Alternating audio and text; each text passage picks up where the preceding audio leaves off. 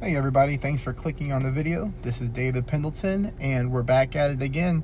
So this is going to be a rookie playthrough for the Northern Open Tournament.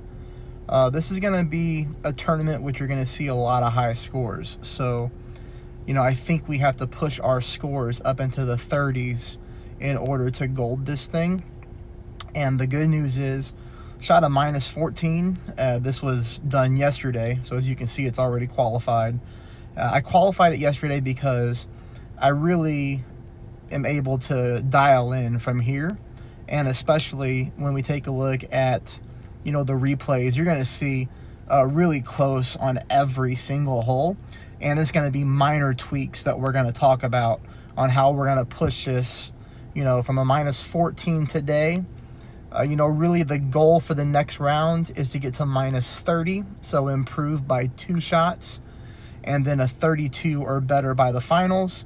And I really think we can actually easily do that as long as we hit perfect shots. So we're going to talk about it together, though, as we always do. This is a really good community here. I love hearing from everybody who reaches out to me, and a lot of times we're able to work together and have really good results kind of as a team. We can call ourselves that. But let's hop into the scorecard real quick, and I'm going to show you what we're going to talk about. Holes number 1 and 2, I believe we're going to be able to pick those up for birdies. Hole number 3 is a very simple eagle.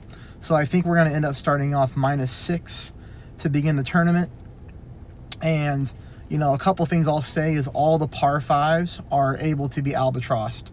None of them are difficult. We're going to walk through that path together. So I really think, if we hit perfect shots, we're going to have a really high score because we're going to know where to adjust each shot and where to offset some of these shots. So I'll take my time like I normally do. I'll walk you through the misses and tell you how to readjust. And just do me a favor. We're pushing towards 900 subscribers. I honestly cannot believe it. I mean, it's freaking crazy. Hit the like button. Please subscribe to help get me over 900. And at the end of the day, when you're done shooting your rounds, if you look back and this helped you, please donate to my channel. It really does help me out. And you can figure out how to do so in the comments section. So in the comments section, I'll put a link to my PayPal and some other ways. But, let's go ahead and hop right into the replays. And I'll tell everybody here, if people know me, I'm a big space junkie, so I like the Northern Tournament. It reminds me of the Northern Lights. We actually lived in Alaska for almost 2 years, and there's kind of a grainy picture, but that's my family, so my wife and my daughter taking a picture on top of a mountain there with the Northern Lights. So, I love that kind of stuff, so I think the tournament is a cool name, and I hope we get a cool ball to come along with it, but I doubt it since there's already a ball pack out. All right, but anyways, no more wasting time. Let's hop into hole number 1. So, hole number 1, I want you to play with a katana ball. So, katana is going to be important because we're going to be looking for some side spin. And we're going to be playing both shots with 10% elevation. And it doesn't really matter what your extra mile level is. We're going to be using 3 bars of top spin, 2 bars of right side spin. I'm putting my yellow ring, so my target zone, I'm putting my yellow ring right up on the sand line, which you'll see here in a second. And I'm making sure that my second bounce, okay, is over that second sand. So we'll take a look at that. And you'll see as you apply the top spin, it moves your ball guide up, which is going to help you get over that sand.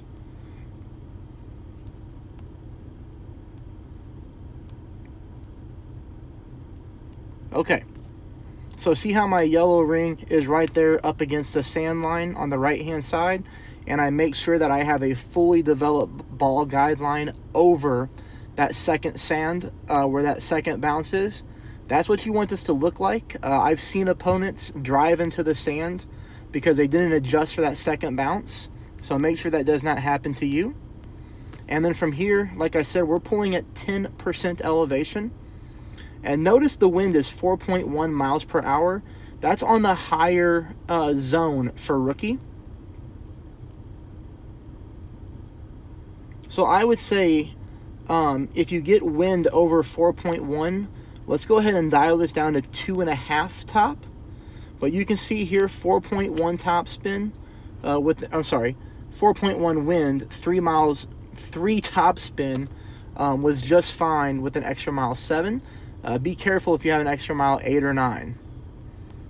Now, this is the second shot to pin, and we're going to be using, again, 10% elevation.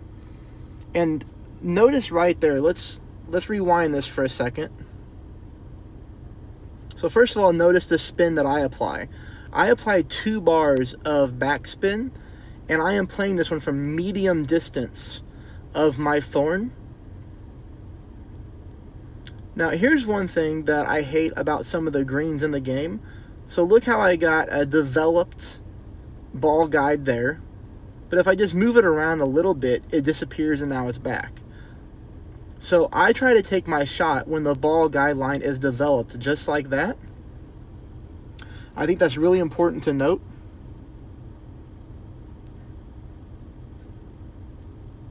But 10% elevation, I play it at mid distance.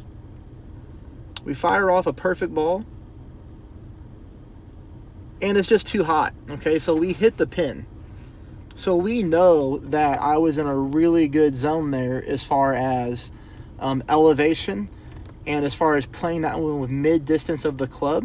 So all we need to try to do is just apply a little bit more backspin, maybe half a bar or 1 more bar, and then move our target around until we have a good developed ball guideline, and then take our shot so that our ball slows down a little bit.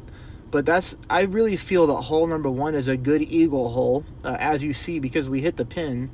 And I don't think a lot of opponents in Rookie are going to pick this eagle up, but I do believe that we will. So, let's make sure we get after that one and get off to a really good start in the tournament.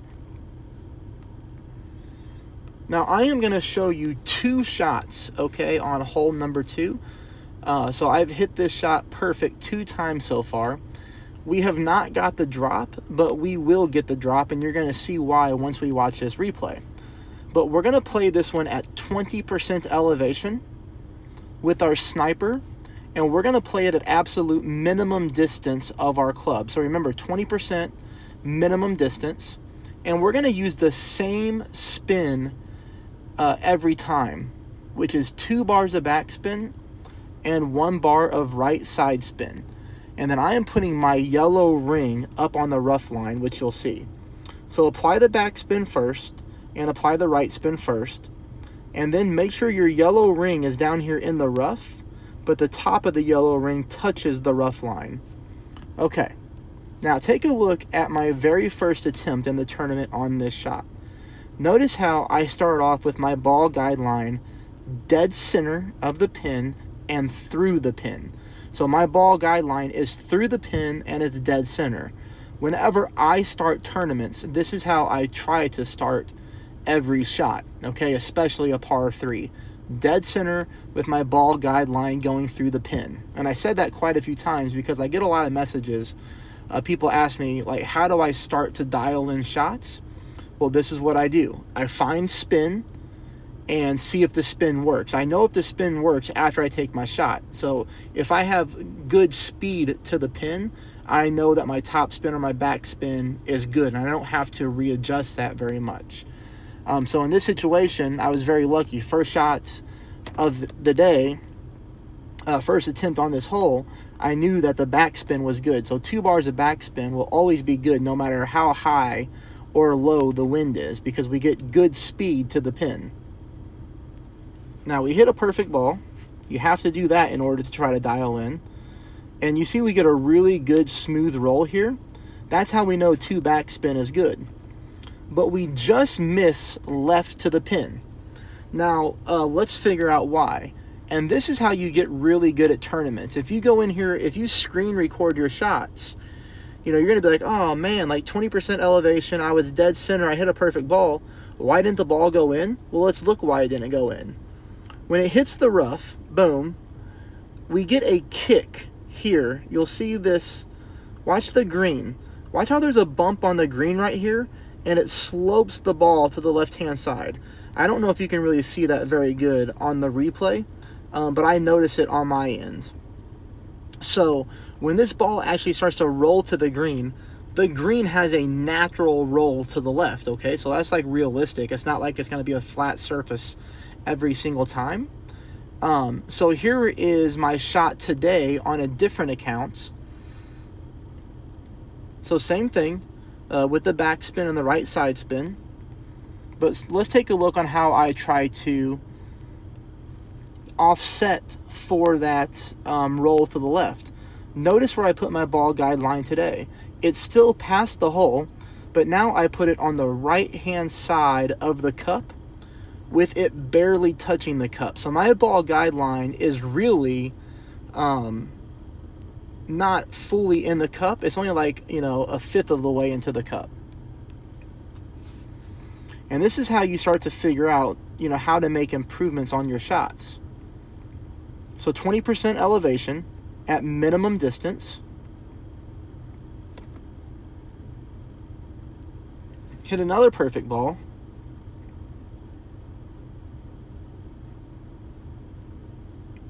Now, look at that. So we barely miss onto the right-hand side now. Now, a lot of people will be disappointed in that, but that's actually really good information. That's better information than making the hole-in-one, because now I know that putting my ball guide line outside of the cup on the right-hand side is too much. So what we do with this information now is we should be able to do 2 back, 1 right, and put our ball guide line to the right of the pin, but still inside the cup. Not touching the pin, not dead center, right-hand side of the cup. Fully developed ball guide line into the cup, and this should be a hole-in-one. Now, the good news is I'm going to have 4 more attempts at this in the next round. So I'll have this account and my other account to play. I'll get 2 shots on each account, and when I get the hole-in-one, I will update a video. So it's really important for you guys, if this is your first time watching me, and you gals, to subscribe and turn the bell notifications on, because throughout the rounds, so from qualifying to the second round to the final round, once I find a shot that I know is going to work most of the time, I put another video out for that shot, and it'll be like a really quick 3 to 5 minute video going into detail of how to get the extra drop. So this will be a hole that I will get a hole-in-one on, and I'll go ahead and update the video as the week moves along. So make sure you subscribe, make sure you turn notifications on, please. All right, hole number 3.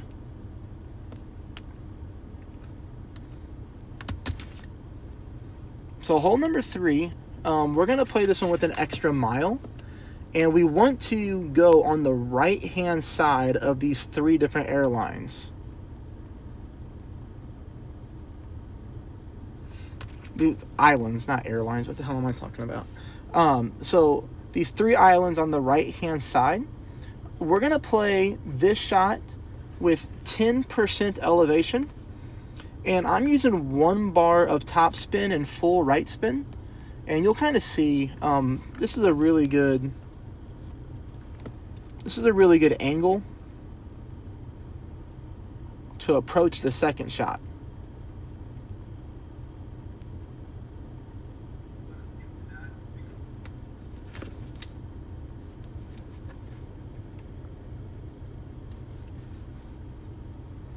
I'm just kind of lining up almost in the middle of the fairway here.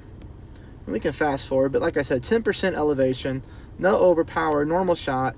And you see we get a really good roll, and we have no issues with rough or anything like that. Now, we go into shot number 2 here, which I'm playing both shots at 10% elevation. Now, the thing is, you have to know your own club ability and, your ball selection. I'm using a Titan ball here and a Sniper, because I have a Sniper 9, which is a good club. If you have a lower level Sniper, like a Sniper 6, 7, you may want to go ahead and just pull out your big dog here, and which is going to make sure that you have the distance to get to the green in 2 shots, no problem. It'll be a harder Albatross to get, but you know, you're going to guarantee the eagle.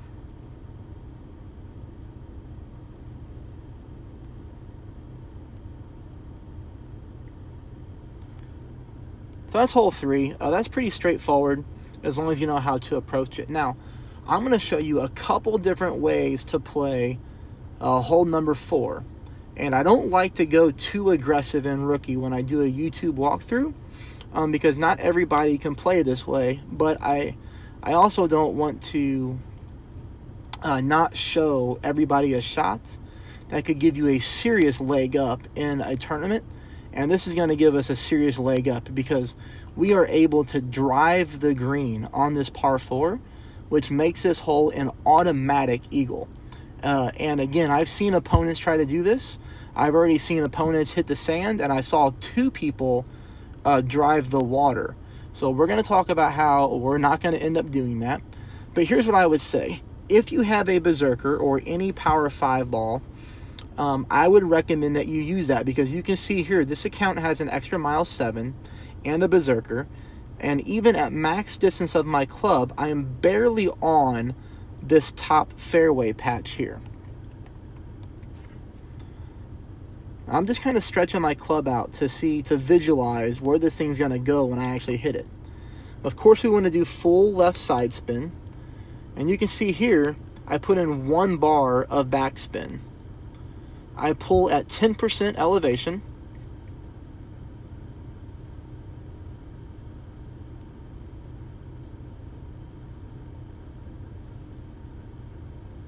And I use a little bit of overpower combined with a little bit of left curl.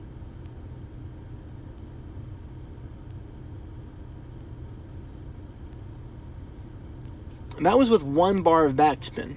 So we can take that backspin off next time, all right? So we'll take the backspin off, but we'll play it the exact same way. And make sure you rewind that to get that curl and that overpower down. And this is the shot for an eagle.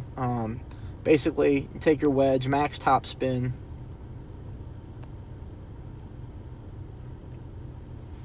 And that rolls in. That's pretty simple. That's not an issue. Okay, then here's another account. Now, this account did not have any berserkers. So, you know, I don't spend a lot of time on this account. I just really do it to test shots for rookie so I can give everybody who watches my videos a good, solid playthrough. This is more of a test account. But this account has no berserkers. So I'm going to use a Titan and an extra mile 8 to see if I can get it there. So if you're in the same situation and you don't have a berserker, then and you want to try to gamble, then this is the way to gamble right here. Remember, 10%. Now I pushed back up to max with a Titan. I did not do that with a berserker. And take a look at my overpower and my curl. I was very fortunate to hit a perfect ball when you're going for a shot like this.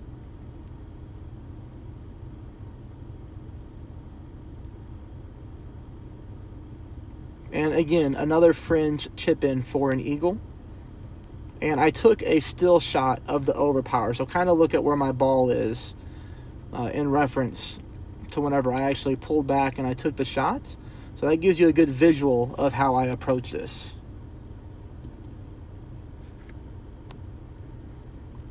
Now, I would say hole number 5, you know, for anybody who's been watching my videos for a while, this is one of the more annoying par 3s in the game because the ball guideline is extremely glitchy. And a lot of the shots don't play the same. In rookie, I don't have the hole-in-one figured out yet like I do in pro. So pro, we're going to be able to get a hole-in-one very consistently. And the pro video will be out tomorrow. But here's what I'm looking to do on hole number 5 is we're playing at 15% with a navigator, like mid-distance of our club. And the good news, this is an automatic birdie, so it's not like we're going to get ourselves in any dangerous positions here. But I use, you know, full left spin with the navigator, which is 1 bar. And I didn't apply any top spin.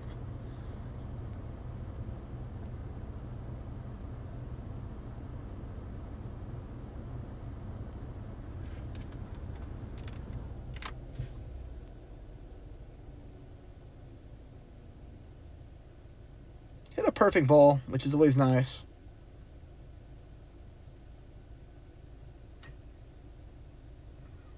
But it actually looks like a pretty good line. So, you know, maybe in the next round, what I'll try to do is keep the full left spin, aim at the same spot, but I'm going to apply like 3/4 of a bar of topspin.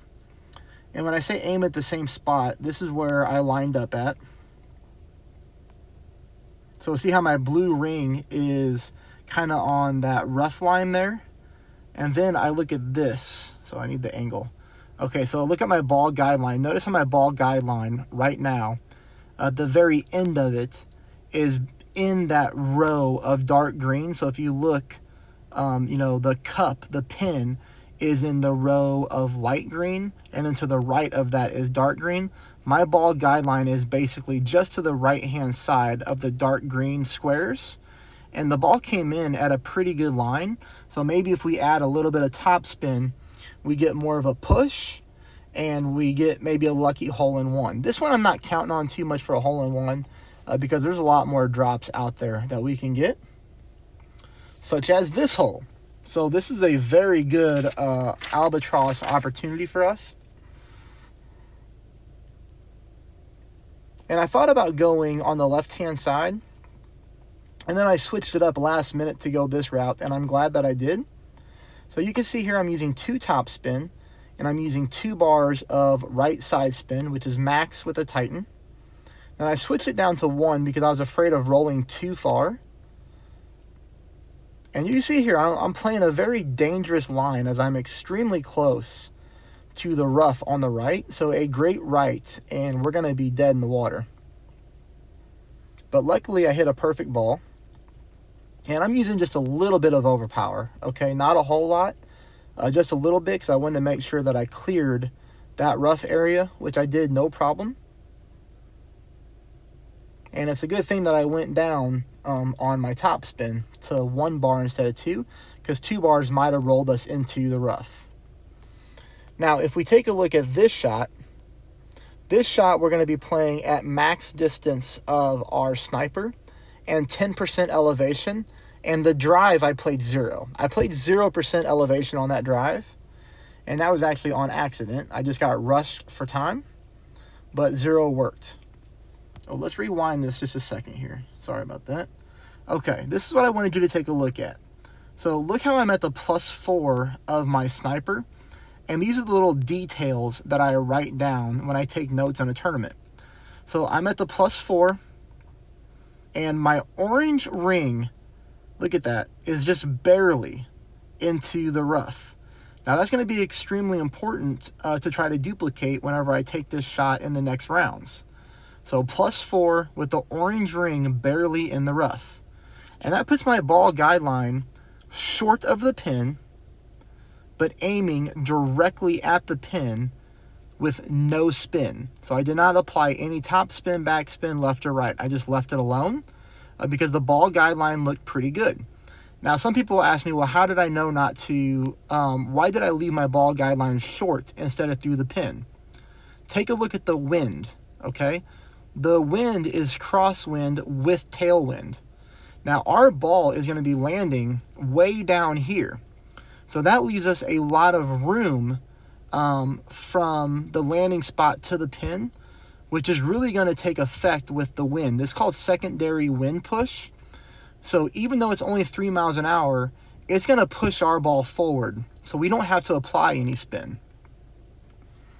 And if we would have missed this shot, I would have wrote down why we missed it, and then maybe I would have adjusted my spin from there. But as you can see here, we hit a perfect ball.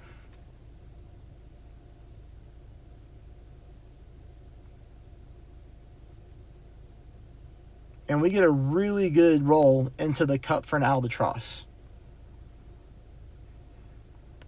And then I set a still shot here. So if you wanted to take a screenshot of this and use this as a reference point, you can. So this is exactly how I lined up that shot for an Albatross. And this is what I'll be doing in the future. So I play all my games on an iPad. But what I do is I airdrop this to my iPhone. So that way, whenever I play my next round, I can have this still shot on my iPhone. and I can replicate it on my iPad. You know, so that really helps me out. That's one thing that I do. All right, so now this hole is a little challenging. I will say of all the par fours in this tournament, this is probably the harder one to figure out. I'm playing both shots at 10% elevation with a katana.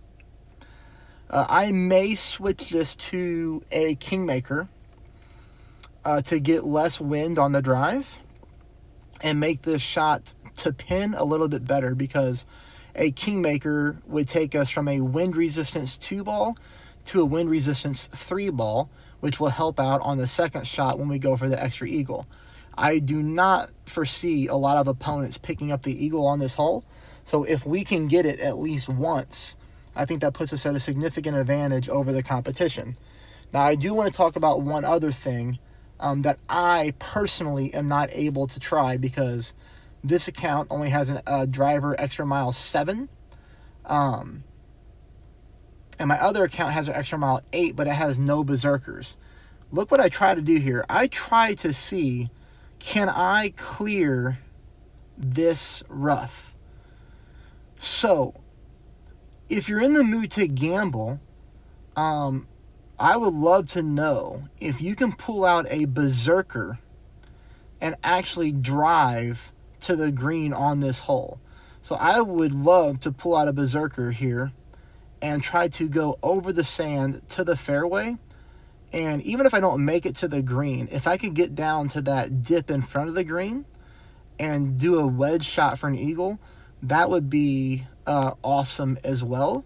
So, you know, if you want to gamble, try that. If you don't want to gamble, then here's what you're going to do. I'm putting my yellow ring against the rough line here, and it's really important to be technical. So look at my second bounce. So look at my first bounce, and then my second bounce is over the water, okay, over that rough. But it's important that my second bounce is showing on the fairway and not in the rough. So there's a good angle at it. The second bounce is on the fairway. And like I said, 10% elevation with my pull.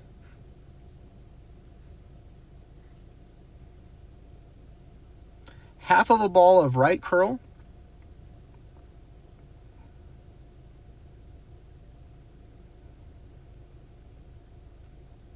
This drive here leaves you no room for error on a great shot. So this one we really need to hit perfect on, or we could get ourselves into trouble. And a lot of people know that in the finals, I tend to hit a lot of great shots, which really drives me crazy. And I hope it doesn't happen on this hole. But here is the shot to pin. And I'm playing this one between mid and max distance of my club. And I'm just using backspin. And I'm trying to put my ball guideline just in front of the hole, into the hole.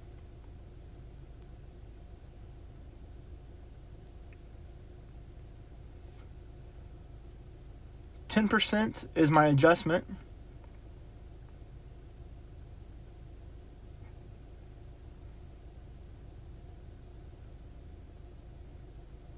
And even though we aimed dead center of the pin, you know, it came in so we aimed dead center, and it comes into the, what was it, left? Yeah, it comes into the left. So we may need to apply a little bit of right side spin or just offset our shots. That's what I'm going to continue to work on.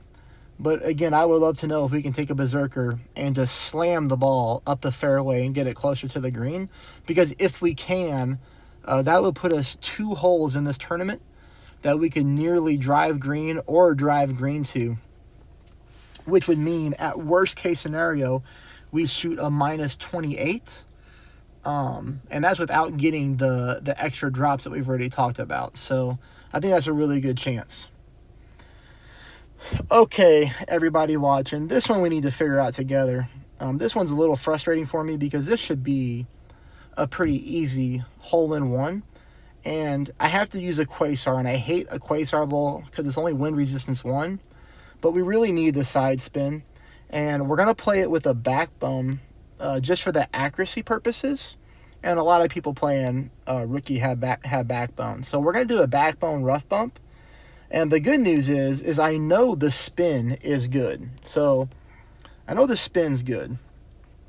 So full left spin and a little bit more than 2 bars of top spin. And this is yesterday's shot. I put the ball guideline through the pin, dead center. I pull this one at 10% elevation.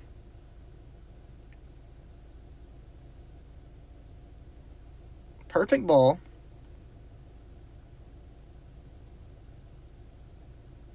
I mean, we just barely missed to the left-hand side. So this is why I need your help. Take a look at... Come on. All right, so let's take a look at the landing spot. Look at my yellow ring right there. My yellow ring is up on the rough line, almost up on the rough line, just a little bitty patch, not there. I think that's a good landing spot. So today, I tried to take the same shot, and I missed to the right-hand side this time. I tried to offset it, but my landing spot was different. I want to continue to use this landing spot, the yellow ring almost on the rough line. And I think we just need to offset this to the right-hand side of the cup a little bit, and that should get us into the cup for a hole-in-one. But I do believe this is a really, really good chance for a hole-in-one. And we're just going to watch it again to see. So we have plenty of room on the rough there. And we just barely miss. And the speed looks pretty good, I think. So let's see if we can work on that one together to get that one to drop. Now we go to the final hole. All right, so this is a really, really good chance for an albatross. And I want you to play it with a Titan ball. If you have a sniper, you're going to have a significant advantage. If you don't have a good sniper, you need to use a big dog on shot number 2, which is going to make the albatross a lot tougher because you don't have a really good ball guideline. But I've seen a lot of opponents drive rough or drive sand on this hole. Probably just because of the narrow fairway. But as long as you drive the fairway, you're going to get the eagle, okay? Unless you just royally screw up shot number 2. But I do see this one as a hole that a lot of opponents will get a birdie on. So make sure you at least get the eagle. But I'm going to show you how to pick up the albatross here. So as you can see, I'm using full side spin. And I'm using a couple bars of backspin. Because we just don't want the ball to go too far up on the fairway. Backspin gives us good control over the landing spot. I pull this one at 20% elevation. This is a pretty good downhill shot. As you can tell by the camera angle right now that we're significantly downhill. So 20%. And you see that I almost hit that rough there, so be careful with that. But I didn't. So that's a good shot. Now, shot number 2 is going to be a little bit more technical, especially for rookie. But it gives us a really good chance to make this shot. First thing is we're going to be using 10% elevation. And you have to, I'll just pause it when it gets really important. But I'm trying to spin my ball into the hole. So you see here we've got about 1 and a click of top spin. And remember, we're getting a tailwind push. So ultimately, I go 1.5 top and about half a ball of left curl, right? Half a bar of left curl. 1.5 top. Okay, not even half. So maybe 0.2 left curl. Okay, this is what I want you to notice and even maybe take a screenshot of. Look how my second bounce is in that rough. If you're taking this shot, this is more technical shot for rookie, but you have got to make sure that that second bounce is in the rough. Because if it's not, like let's say your second bounce is in the fairway and you apply top spin, you have a really good chance of rocketing your ball past the green into the rough. And you'll have to be chipping in to save your eagle. But if you line your shot up like this, you're in a really, really good spot to pick up the albatross. Because this is like a secondary rough bump. And you'll see the shot, how good it is right here. And I'm dead center of pin. with a 10% pull.